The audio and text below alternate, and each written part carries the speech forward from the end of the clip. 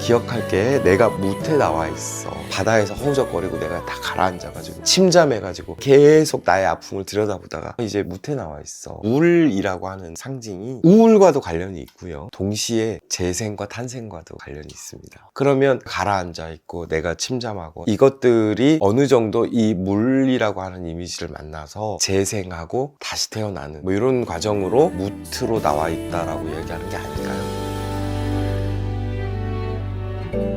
많은 분들의 신청이 있었던 최유리의 숲이라는 노래인데요. 이 노래는 혹시 알고 계셨나요? 아니 몰랐어요. 많이 올라오더라고요, 요청이. 사람들에게 위로를 많이 주는 그런 곡이라고 하는데 좀 어떻게 들으셨는지. 확실히 최유리의 목소리는 위로가 될 법하더라고요. 감싸주는 듯한 어떤 음색. 그런데 가사는 화자의 태도는 그거예요. 내가 저기 숲이 될게. 너는 자그마한 언덕 위를 오르며 날 바라볼래? 나의 작은 마음 한구석이어도 돼. 그러니까 내가 어떤 장소와 동일시하는 거죠, 나를. 저기라고 했으니까 아마도 눈앞에 보이는 숲일 건데 저런 숲이 내가 한번 돼볼게. 내 안에 언덕은 작지만 이렇게 올라와가지고 한번 나를 좀 봐. 상대한테 위로를 주려면 나를 볼래가 아니라 어서 와. 이거여야 되는데 나를 볼래? 나를 좀 봐줬으면 하는 어떤 욕망이 있는 거죠. 근데 이제 길을 터보일게 나를 베어도 돼. 이거는 굉장히 과감한. 내가 숲인데 거기다 길을 좀 만들어도 돼. 나를 좀 베어도 돼. 나 상처 좀 받아도 돼. 괜찮아. 어서 와. 그런데 날 지나치지 마. 날 도와줘. 난 널 들을게. 이젠 말해도 돼. 날 보며. 위로가 맞아요? 잘 모르겠던데. 네가 오고 싶을 때 와. 오고 싶을 때 와서 길을 만들고 싶으면 길을 만들고 나를 좀 베려면 베고 네가 하고 싶은 말을 해. 난 들을 준비가 돼 있어. 근데 거기다 대고 날 좀 봐줘. 나를 지나치지 마. 이렇게 얘기하지는 않지 않아요? 만약에 이 사람한테 어떤 배려나 위로를 주려면. 그쵸? 그러니까 이 두 가지의 어떤 태도가 양립하는 것 같아요. 이를테면 네가 온전히 다 들어오려면 내가 좀 폭이 돼야 되는데 내가 포기가 안 되는 거지. 이 두 사람 사이의 어떤 관계에서는. 그런데 더 문제는 뭐냐면 숲이 아닌 바다이던가 옆에 높은 나무가 있길래 내가 아까 저기 숲이라고 했으니까 눈앞에 숲일 텐데 저기 숲이 아니야? 바다야? 바다였어? 옆에 나무가 있길래 숲인 줄 알았지. 자, 이거 문제가 생깁니다. 내가 숲이라고 동일시했잖아요, 나를. 그래서 길을 좀 내고 나를 좀 베어도 돼 라고 하는 얘기했잖아요. 근데 저기 바다야. 그래서 뒤에 물에 가라앉으려나? 이런 게 나오는 거죠. 그러니까 내가 위기를 맞은 거예요. 왜냐면 이거를 동일시했는데 얘가 그게 아니래. 이거는 제가 보기에는 어떤 정체성의 위기와도 맞물려 있어요. 그러니까 내가 정말 너를 받아들일 준비가 되어 있는 사람인가? 또는 나를 더 많이 생각하는 사람인가? 숲에서 바다가 됐다라고 하는 것은 내가 지금 존립하는 어떤 정체성의 위기가 생겼다는 이야기이기도 할 것 같거든요. 그런데 나는 숲이 돼볼래를 포기하지 않아요, 이 화자는. 그쵸? 그래도 나는 숲이 돼볼래 이렇게 얘기를 하는데 나의 옷이 다 눈물에 젖는데도, 자, 이 눈물의 정체는 뭐 여러 가지로 해석해 볼 수 있겠지만 너의 눈물일 것 같거든요. 누군가 나한테 기대서 울고 있다면 그 기댄 옷이 젖지 않을까요? 이를테면. 그런데 바로 뒤이어서 바다라고 했던가 이게 나오거든요. 그러니까 확신하지 못하는 거야. 내가 숲이 될 건데 바다라고 했던가? 이렇게 되는 거죠. 그럼 바다는 어떤 감각이냐? 내 눈물 모두 버릴 수 있는, 내 눈물인 거야. 여기서는 내가 가지고 있었던 어떤 눈물, 이거를 바다에 다 버릴 수 있니? 라고 물어보는 거죠. 그러니까 너가 와서 나한테 이야기를 하고 내 옷이 젖는 것도 내가 감당할 수 있는데 한편으로는 내 눈물도 있는 거야. 바다로 바뀌었기 때문에 이런 얘기를 하는 거죠. 그런데 뒤에 길을 터보일게 나를 베어내도 돼. 날 밀어내지만 날 내게 두어. 노골적으로 내가 더 요구하는 태도로 바뀌어요. 나는 내가 보여. 난 항상 나를 봐. 내가 늘 이래. 어떤 자책 같은 게 들어있어. 그러니까 나는 항상 나를 봐. 난 늘 내가 보여. 네 아픔도 있겠지만 내 아픔도 포기가 안 되네? 자, 그러면 하나라도 분명히 하고파. 난 이제 물에 가라앉으려나? 하나라도 분명히 하고파라고 하는 것은 뭔가 내 아픔을 바라보든지 아니면 너 아픔을 내가 온전히 받아들이든지, 그게 양립할 수 없다는 걸 화자도 아는 거 아닐까요?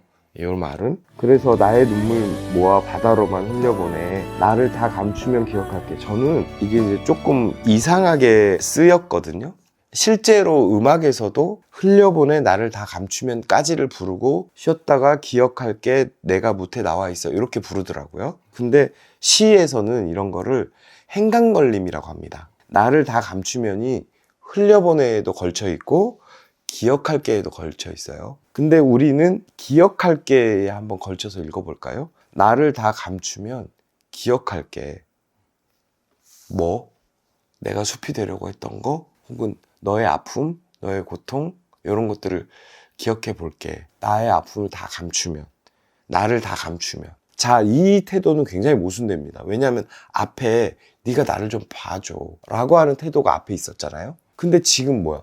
나를 다 감추면 기억할게래. 내가 꽁꽁 숨겨두고 싶은 마음도 있는 거예요. 이 혼란. 그래서 너를 사실은 받아들이겠다고 얘기하지만 어떻게 받아들여야 할지 잘 모르겠는 그런 태도가 아닐까. 그런데 저는 마지막 가사가 만약에 이게 위로와 회복에 초점을 맞춘다고 하면 마지막 구절에 나오는 숲은 충분히 위로와 회복으로 읽힐 수 있겠다. 왜냐면 기억할게 내가 무태 나와 있어. 자, 바다에서 허우적거리고 내가 다 가라앉아가지고 침잠해가지고 나를 계속 나의 아픔을 들여다보다가 아 이제 무태 나와 있어. 그땐 난 숲이려나? 그때 숲은 앞에서 얘기했던 숲하고는 다른 거죠. 이제 내가 너를 잘 받아줄 수 있는 넉넉한 숲으로 이제 다시 태어난 거야.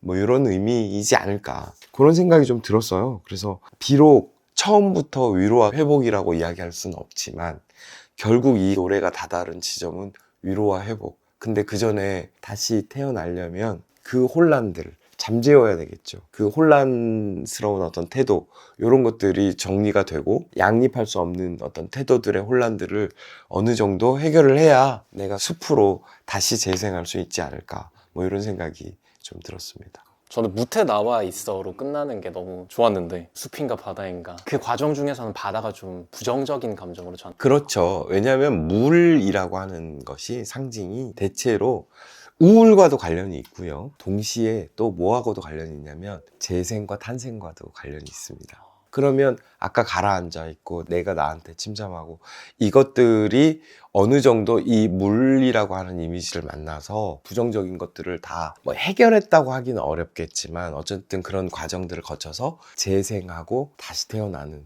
뭐 이런 과정으로 무트로 나와 있다라고 얘기하는 게 아닐까요? 그럴 수 있을 것 같아요. 그렇다죠. 어쨌든 얘는 숲으로 다시 태어나고 싶으니까. 시청자분들이 좀 새롭게 느낄 만한 포인트들이 길을 터보일게 나를 배워도 돼 이런 희생하는 그래서 그것 때문에 듣는 사람으로 하여금 위로가 된다 누군가에게 위로를 준다 이렇게 느끼셨을 것 같은데 네.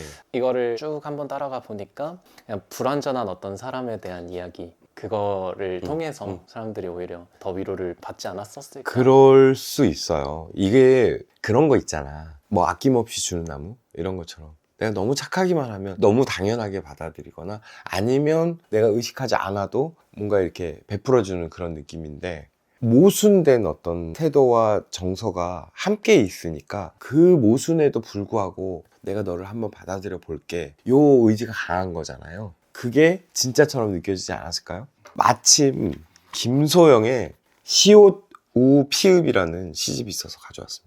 숲인데 불완전한 숲이죠. 얘도 네, 숲으로 온전히 글자를 이루지 못하고 자음과 모음이 파편적으로 쪼개져 있죠. 왜 쪼개져 있는지 제가 이 표제작을 한번 읽어보겠습니다. 시옷 우 피읍 꿈속이라 믿었던 숲이었습니다. 어딜 가나 음악이고 어디서나 음성이던 숲.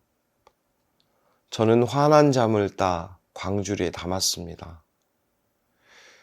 제게 잠을 먹이려는 어수룩한 무리가 있었고 다시 이 세계가 사라지기만을 기다리는 천사들이 있었지요. 밤마다 불 피우며 땅 속에다 숲을 두고 돌 속에다 숲을 두고 주머니에도 발가락 사이에도 두었습니다. 이미 죽은 당신에게 총을 겨누는 병사들과 당신을 묻기 위해 땅을 파는 인부들과 숨겨둔 숲을 찾아 도끼질하는 벌목꾼을 피해 그리하여 숲은 만들어졌습니다. 숲을 두고 그저 당신과 하루만 늙고 싶었습니다. 빛이 주검이 되어 가라앉는 숲에서 나만 당신을 울리고 울고 싶었습니다. 네, 이런 시입니다. 슬픈 시죠. 당신이 죽었다고 표현이 되어 있지만 당신은 부재한 거고요. 그 부재의 자리를 채우는 숲인 거죠. 그래서 어디다도 숨기고 이 세계가 멸망하길 바라는 천사들의 눈을 피해서 발가락 사이에도 숨기고 했지만 결국 얘가 없어질 것 같아요. 근데 사실은 당신을 묻기 위해서 만들어진 숲이에요. 그런데 이연에 가면 툭 나오죠. 당신하고 하루만 더 늙고 싶었고 나만 오직 당신을 울리고 함께 울고 싶었다. 이런 아슬한 감정이라고 할까요? 그런 것들은 그렇기 때문에 이 시옷 우 피읍이 완성이 안 되는 겁니다. 뭐 이런 시였습니다.